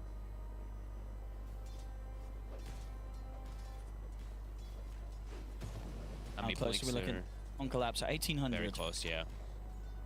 I imagine they probably will immediately look for a smoke up around that Blink Dagger, right? Yep.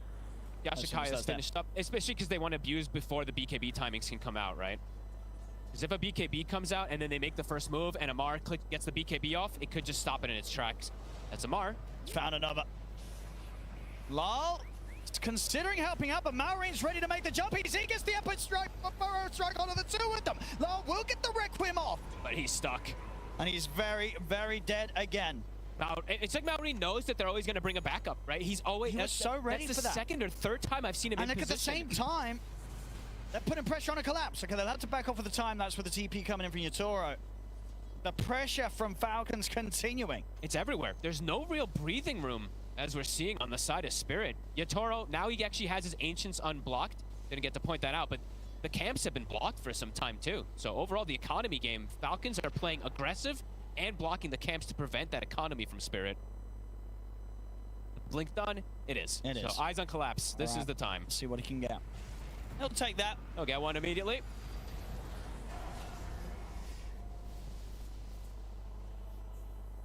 Manta getting closer and closer for Yotaro as well, which will be very nice for him to deal with that Phantom's Embrace. But overall, I mean, Rue has actually protected him, I think, twice now versus it. Dire's middle tower has fallen.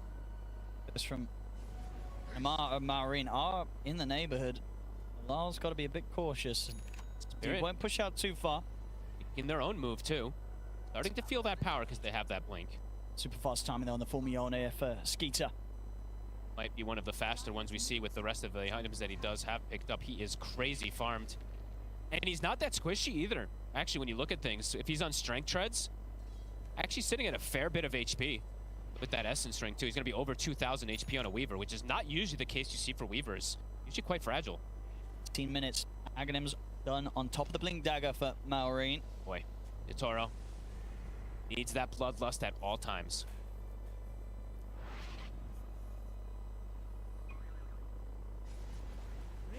Yeah, crit. This could be cool if he does go down this build. If he does want to get the blink first, or if he does go either that Aghanims. I mean, yeah, they mentioned it. It's a fantastic it's portrait so game. Strong. Yeah. This game. Morph is pretty much one of the best that you can turn. There's that BKB. Yeah, I think these timings just flying out from Falcons, and they're ready to use them. Immediate smoke up now with this next round of items completed. It's around a big objective too, right? They have two big timings, and it's around that Tormentor potential that both teams want to try to go for here. Marine. Poshka. Pretty dead if they want to commit for him. They will. Easy kill. Power rune as well. Swing around to the mid, Rue and Collapse. Amar is here. Deep. He sees them. They're going to see him. He's going to go for the Shockwave Skewer Collapse, but I don't think he's got a way out of this one. The Bar Strike again lines up perfectly from Malrine. This is the fastest I've seen Falcons play all tournament. And every move is hitting. They're reading the plays beautifully. Again, they find them in position. Is pretty wild.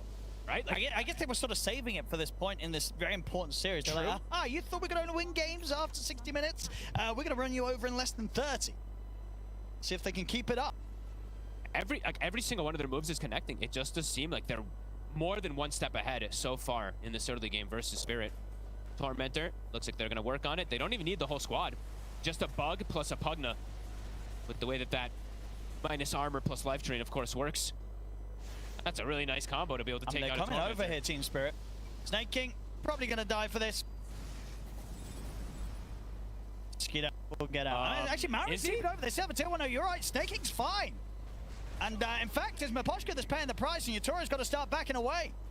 All right, they couldn't even kill the support at this point. He is not an easy kill. He has a full Solar Crest. He's about to have a mech on top of it, too, and he's level 13. I mean, Spirit's still hanging around here. Collapse waiting in the trees. Actually, wait, Snaking is absurdly high level. Wait, what is going on? It's like the same level as the cores. Going to be level 14. The mech. This is going to be pretty tough for them to deal with. The fact that he's almost another core. He has the same net worth as Magnus. And Pugna, if he's not dealt with overall in a lot of team fights, he can be pretty crucial in terms of how much he can counteract any damage. And overall for Spirit, they already are lackluster in damage in this early game. It's pretty crazy timings for the King of the Snays.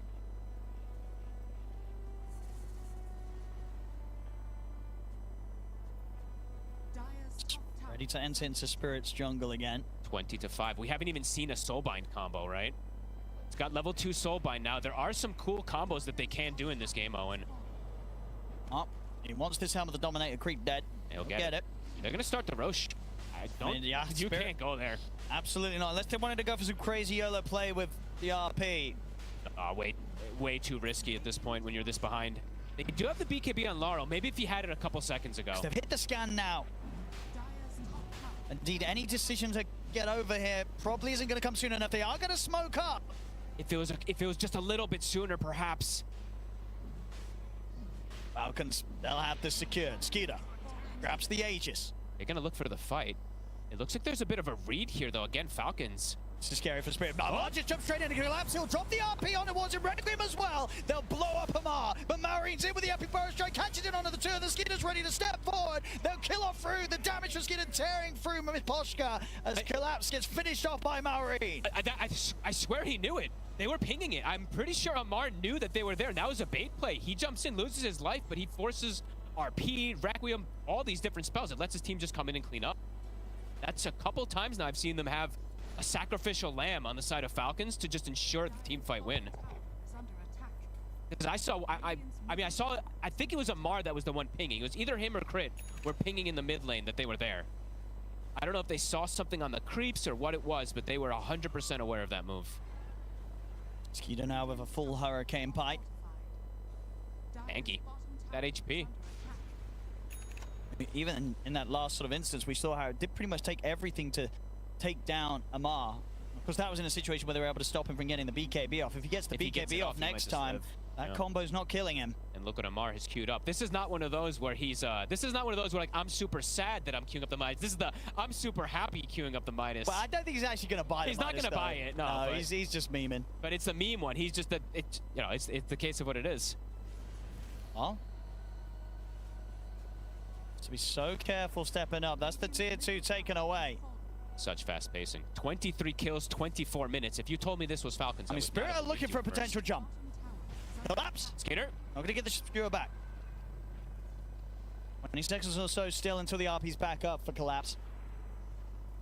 Skeeter's got multiple ways to play around it, too. If he has vision, he can just Hurricane Pike on the initial go as well. Another tier 2 being pressured. Spirit just gonna might just have to let this one go as well. Well, all eyes will be falling on Yatoro to see what he's able to pull together when the time comes for him to turn up to the fight.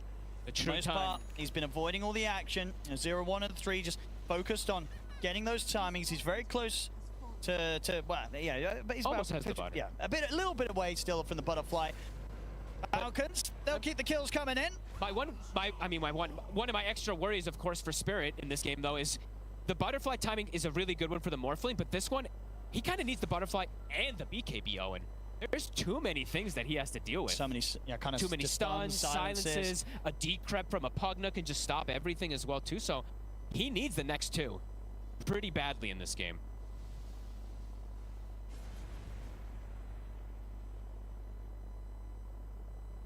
And Skater immediately, another tier 2 falls. They instantly swing to top. They're looking for the last tower. They are constricting the map completely of the side of Spirit. Yeah, they're taking everything away from Spirit here. Yeah. Look where Rue is having to farm. Look at the Shadow Demon. He's trying to find these desperate places.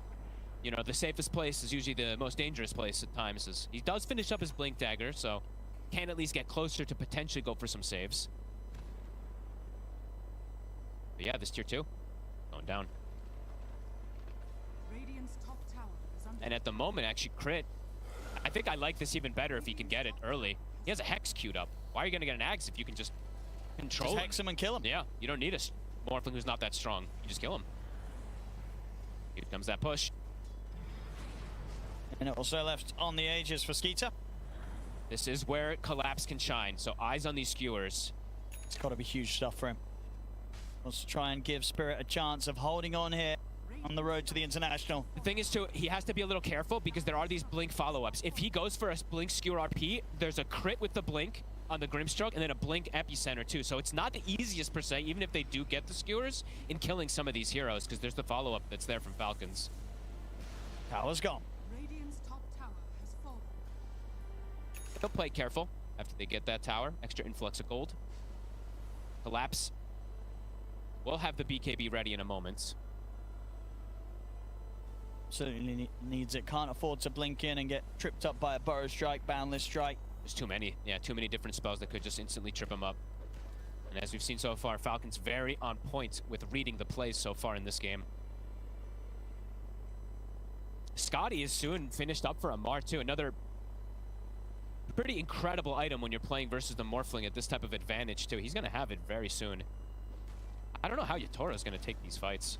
He needs that BKB. It really is sort of a race to the BKB timing for Yatoro before Falcons turn the heat up.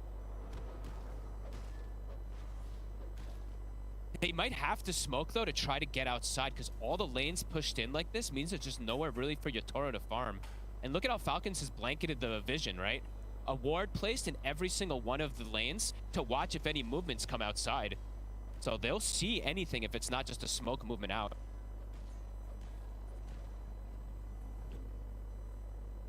Spirit has to play clustered as well. Brew has to pretty much hug Yatoro for the rest of this game. Pushka and Laurel looking for a play.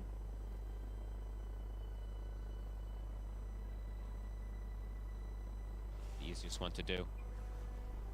Another timing has been hit. Crit, level 15. So he's got the Soulbind Spell Amp, which is insane with Sanking. Do have to always factor that one in. 25% spell lamp on a Sand King is just crazy for that 7-second duration of the Soulbind.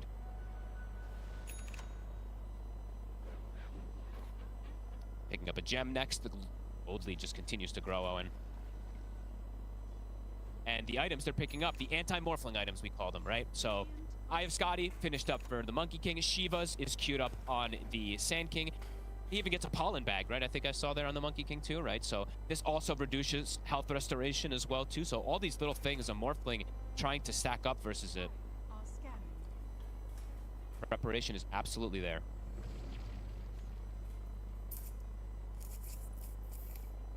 Plays Spirit have to bring out now, have to be nothing less than perfect. Pretty much, yeah. To have to hold on against this incredible lead that Falcons has managed to build up this game. Can they land the multi-hero RPs? It's pretty much, eyes on Yatoro to carry, but eyes on Collapse to get the big connections, which has not been given to him at all this game.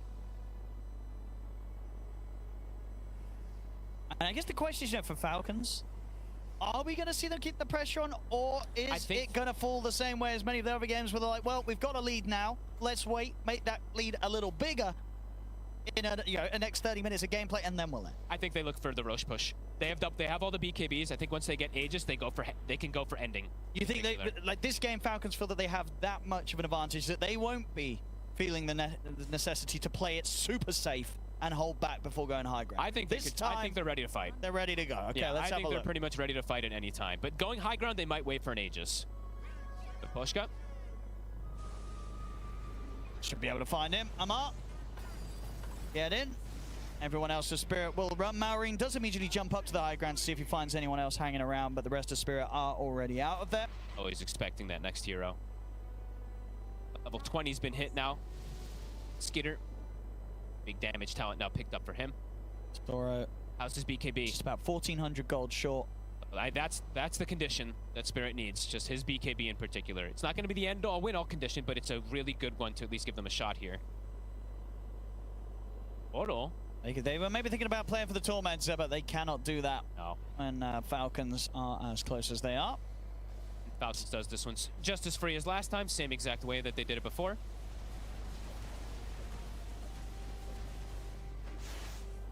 Oh, that's a good one. Amar gets it for free. A very nice job for him.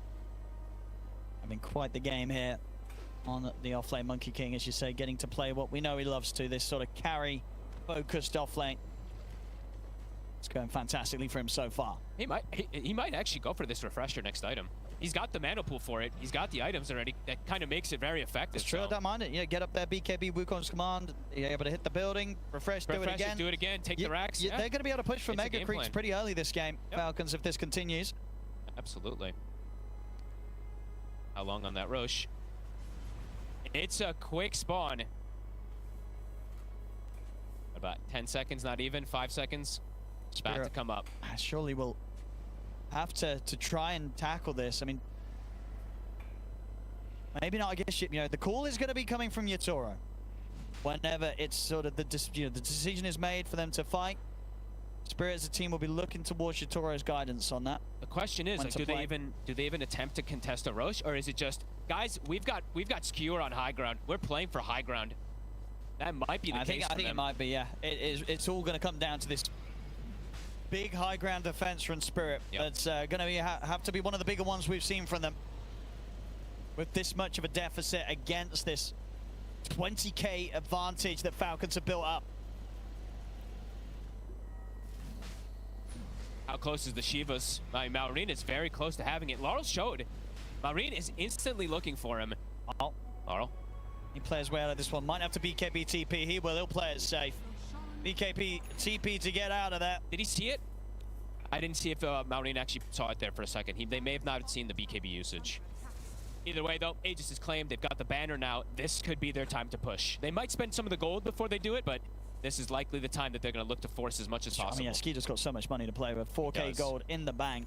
And getting close there as well on Amar. He's got 3,300 ready to spend up. And yeah, that's the timing here for Crip. It's so early. You don't see this. A 30-minute hex on the 4 position, usually with a blink dagger. I mean, this could pretty much end the game, right? Yeah. He gets in with a blink soulbind double hex. It could be game over and the end of the hopes and dreams from Team Spirit on this road to the International if Crit gets that jump. Especially because in some of these situations, when you're at this deficit, right, your BKB usage has to be so clutch. Some of these players like to hold it until a certain scenario.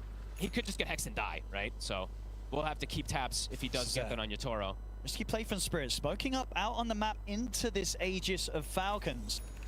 They don't have BKB from Laurel either. It's still cooldown 35 seconds. He did just pick up his Aghanims. Does have that extra fear. He also hit 20, so extra control.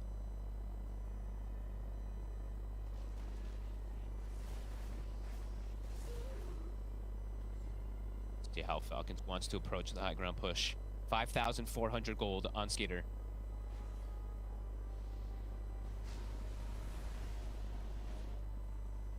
Spirit just waiting patiently. One misstep, one misplay. Falcons doesn't want to. They don't want to go. They don't want to do it. Maybe waiting to spend, like we were saying, but and maybe sort of saying, guys, you know what? 34 minutes. Do we really want to end that? Let's play to our element. Amar's like, we got a good 30 minutes more in this game. Shield rune on Amar. He queues away from the refresher, by the way. But looking to grow a little more. It looks like with that harpoon queued up at the moment. Skeeter gonna queue up. Did you get the Daedalus, or is he going MKB? He went Daedalus. Yeah, I figured it had to to be. Okay, so Daedalus is finished up. He's gonna kill heroes so fast. Yeah, with his Daedalus shard. Everyone except for Yatoro is going to die so fast if Skeeter is actually alive. Yeah, BKBs aren't going to save them at this point. No. If Skeeter gets his hands on them. So much physical damage now. All right, maybe it is going to just be one of those where Falcons gets 40k. I mean, there ain't no way. Are we actually going to be here for another 30 minutes? I think I mean, it's starting to feel like we might be. Amar? He's going to make the jump. There's the follow-up hex here from Crit. They got the Wukongs come out now, but there's defensive disruptions there. RP on the two of them. Yatoro's able to put the BKB, fights back with a balance strike to kill off Crit. Going to try and turn towards Amar. Amar jumping around the Wukongs, trying to avoid Yatoro, but Yatoro's able to close in with the waveform. Balance strike from Amar gets him out of there, but Collapse hits the shockwave, skewer connects. Amar's gone. That's a gem. That's a big pickup they get. Mishposhka grabs it. Skeeter trying to get the split push, but they get a massive kill here. Two of them. They really wanted to try to punish this. They had the Hex, but the RP was absolutely ready. Collapse. He's there, and there's that Midas. Queued up. Ogre will pick one up. Very much seeing the potential still of Yatoro on the morph. Yep, Spirit. Despite this huge lead that Falcons currently have. Bit of a slip up, and that sort of 50 seconds when Amar's dead. It's going to be a lot of timing where this Aegis is not going to really be able to be used anymore by Skeeter, as Falcons will have to hold back. Spirit getting a little bit of breathing room. They did, of course, have the fortification forced out of them, so next time round. But they get time for Yatoro's BKB to come back up, right? It's going to be back up as the Monkey King comes up, and only 20 seconds are left or so on that Aegis, so it does feel like maybe Falcons isn't going to go for this. Crit still does have smoke. They still do have Blink Hex plays, but have to be careful. They need to keep tabs of where this Magnus is in particular if they're going to go for plays like that. Both Collapse and Brew there, just being in perfect position to very true. To bail Yatoro out. Yep. Thinking. They found him. This is probably going to be another one then for Spirit. Don't mind if they do. Kills. All right. Well, they'll definitely take that. I mean, I feel the Falcons now losing these kind of kills here and there. They're definitely going to be like, well, look at that, boys. We can't end in 40 minutes. We're going to have to give it another 20 at least. Yep, start queuing up and start thinking about the later stages. There we go. How you're going to have to deal with them. Yep. 60-minute game coming right up. There we go. Timeless to Zune for Laurel. Hex getting closer and closer as well. Even with this 18k lead, we're seeing Spirit. They're able to fight around Yatoro now. They're going to keep this going, Spirit. Smoke up. Yep, they're feeling that power. Managed to sort of find a little bit of a weak moment of Falcons, and they're doing everything they can to keep striking at it. Amar, he's a tree. He gets hit by the poison. He's able to balance to the side and put the BKB, but it's a lot of physical damage. Collapse able to slide in, get the RP down on towards him. Soulbind Hex is there onto the two, and then Collapse in trouble, but the disruption from Rue comes in. Collapse is dying. Glimmer's there as well. Collapse on the retreat, he's going to live. He'll get out of there. Now Falcons are ready to bring the fight, but Yatoro's out to put the BKB. Boundless strike down to the two of them. The physical damage forcing Skeeter to have to time that immediately. Miposhka, he's in on top of Amar, but Amar will turn, bring down Miposhka with the Boundless. They take out the two supports here, Falcons, and they don't lose anyone themselves. Whew. Amar with some fancy footwork there coming into play. Ends up keeping himself alive, gets the 2 kills on the supports. Yatoro has to bail.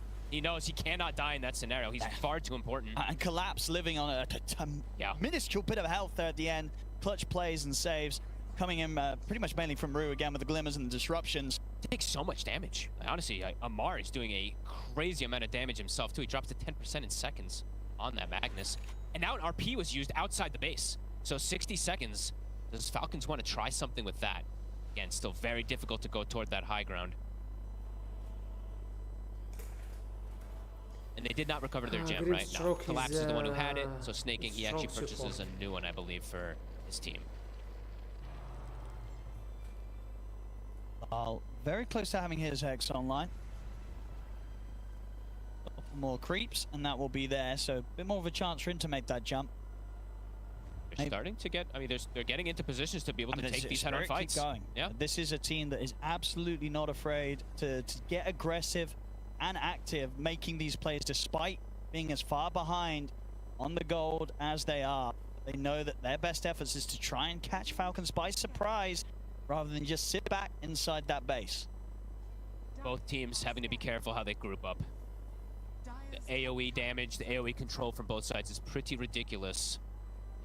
As Yatoro, he's got the Daedalus. Skeeter. Sure. He's going to have eyes on him.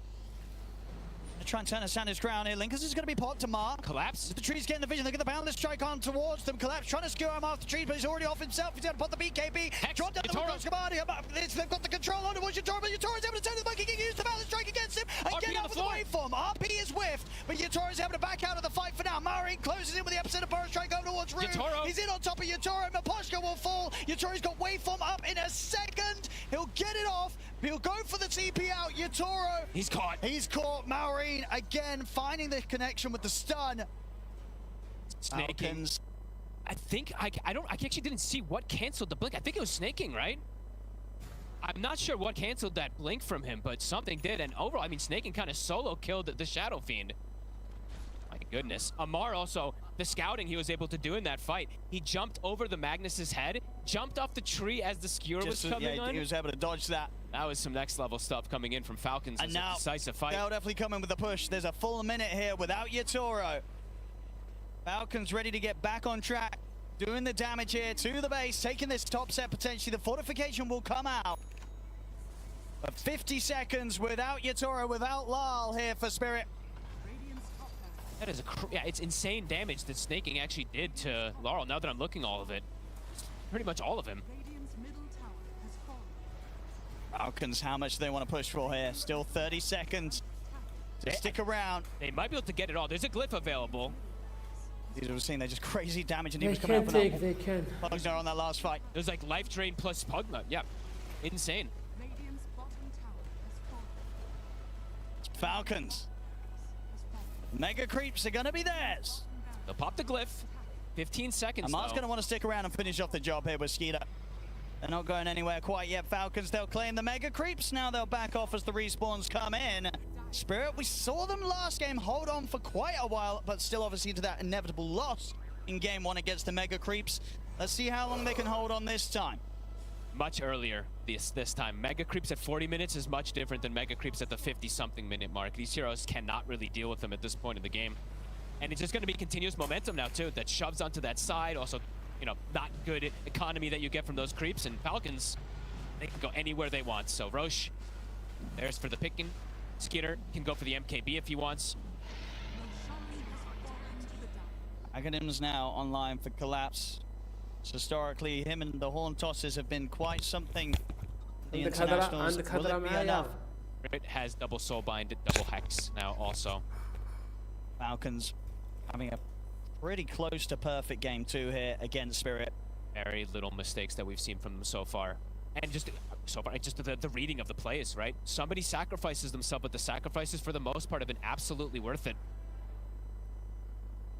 Moments away from perhaps knocking Spirit out.